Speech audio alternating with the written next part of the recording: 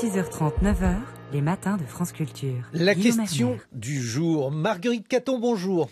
Bonjour Guillaume, bonjour à tous. Ce matin, nous revenons sur le cri d'alarme des Restos du Cœur avec une question. Pourquoi l'alimentation des plus démunis est-elle laissée aux mains d'associations par nature si fragiles économiquement? Alors pour le savoir, je me tourne vers vous, Bénédicte Bonzi, bonjour. Bonjour.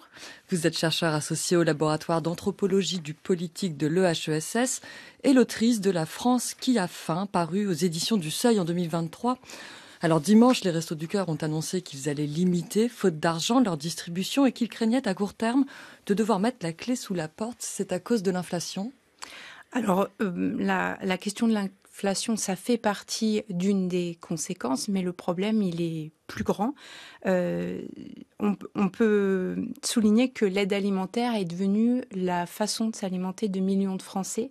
Et dans ce sens-là, les Restos du Cœur n'ont plus uniquement à faire face à l'urgence. Et dans ce cas-là, ils ne peuvent pas absorber les nouvelles personnes qui augmentent les files d'attente liées à l'inflation. Et l'autre facteur, c'est que les Restos du Cœur ont aussi une politique d'achat. Et ils sont donc eux-mêmes impactés par l'inflation des prix du système alimentaire. Et ce que ça vient nous dire et ce que ça révèle, c'est qu'on est vraiment dans un système alimentaire défaillant où les producteurs ne peuvent pas vivre de leur travail et où les personnes n'ont pas accès à une alimentation de qualité en bout de chaîne. Et ces problèmes financiers de l'association sont un signal fort de l'augmentation de la pauvreté en France, à moins que ce soit les dons qui aient chuté? Alors ça, j'aurais pas une analyse fine de savoir, et je pense qu'on peut pas l'avoir aujourd'hui en termes de qui donne quoi, mais ça pose question. Le don, il peut beaucoup de choses. Il peut du lien social. Il permet aux bénévoles d'être en lien avec les personnes qui sont dans le plus besoin et de restaurer de la dignité, mais il ne peut pas la justice.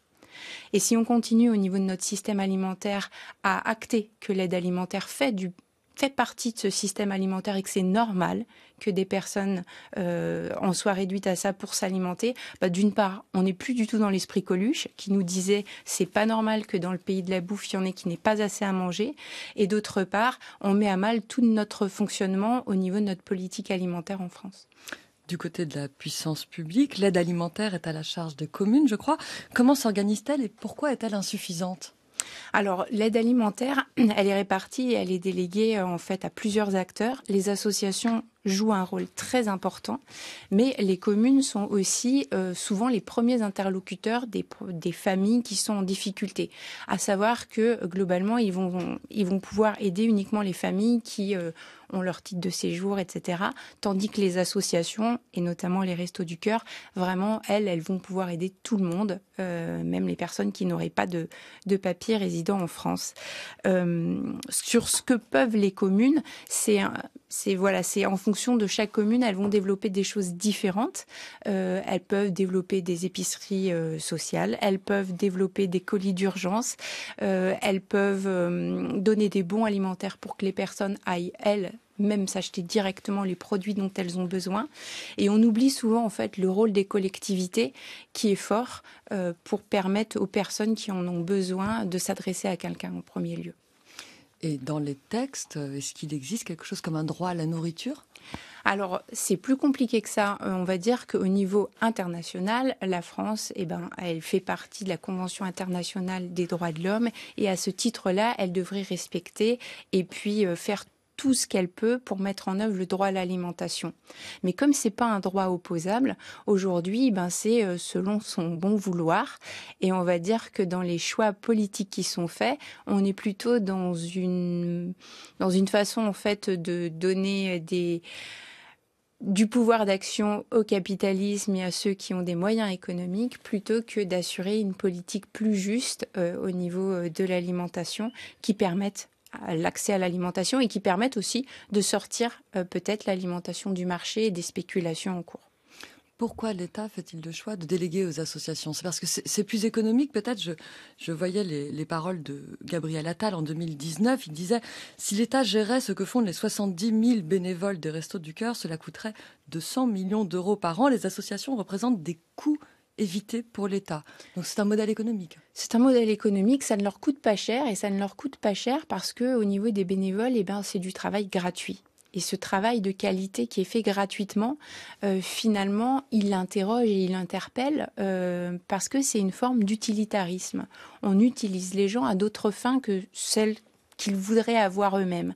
Là, dans le cadre de l'aide alimentaire, et pour beaucoup de bénévoles, c'est une souffrance énorme d'assister au désespoir sans pouvoir rien faire parce qu'en effet, on leur délègue une mission, mais on ne leur donne pas les moyens d'y répondre.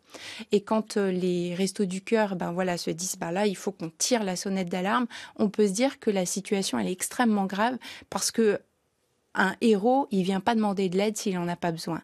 Et le caractère héroïque des Restos du Cœur aujourd'hui, dans tout ce qu'ils font, ils ne font pas que de l'aide alimentaire. Ils aident sur du microcrédit, ils aident pour l'alphabétisation, ils aident pour les vêtements, ils aident pour les enfants. Enfin, beaucoup de choses sont ouvertes grâce au travail des bénévoles des Restos du Cœur. Et finalement, ce cri d'alarme et d'alerte, il vient nous dire que, encore une fois, l'État-providence n'existe plus et le filet de sécurité de notre société, il est en train de se déliter complètement. Et c'est durable, de votre point de vue, cette délégation à des bénévoles, peut-être à bout de souffle ? Ce qui est certain, c'est que dans les liens qui existent entre bénéficiaires et bénévoles, il y a un tissu social fort. Après, non, ce n'est pas durable, c'est de la résistance. Et une résistance pour essayer de mettre en œuvre autre chose, et notamment de réparer ce lien social, et non pas de faire tomber de plus en plus de personnes dans la précarité. L'État et la famille Arnault, propriétaires de LVMH, vont donc renflouer pour cette fois les Restos du Cœur. Cela ne fait que repousser le problème. Est-ce qu'il existe dans d'autres pays des systèmes publics permettant de garantir l'accès à l'alimentation ? Alors ça, je ne saurais pas répondre. Ce que je sais répondre, c'est que la proposition de Bernard Arnault et la philanthropie d'État, en fait, elle est pour moi un réel risque et un danger dans lequel je n'ai pas envie de vivre. Je n'ai pas envie de vivre dans le fait du bon vouloir de celui qui a des moyens et dans finalement tout ce que ça génère, cette production d'argent en termes d'inégalité sociale.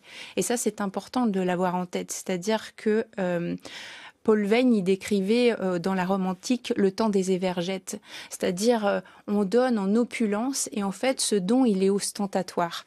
Moi je ne peux pas sortir 10 millions d'euros même si peut-être de tout mon cœur j'aurais envie, peut-être plus même que Bernard Arnault, c'est peut-être un jugement de valeur, je ne sais pas, mais d'aider toutes ces personnes-là. Mais j'ai que mon temps à offrir. Alors je vais y aller, je vais donner du temps.